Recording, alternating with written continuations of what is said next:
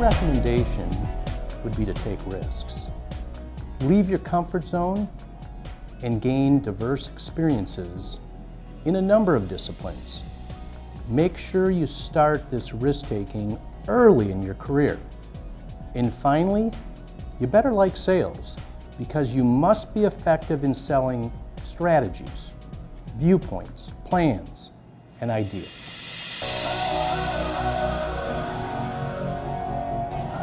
Passionate, decisive, and action-oriented.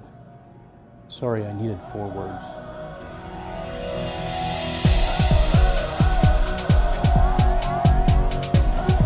I posed a question at a Women in Technology panel we recently held at TDS. I asked, what do we, men, do in the workplace that is a problem or frustrates women? The response was overwhelming from the women panelists.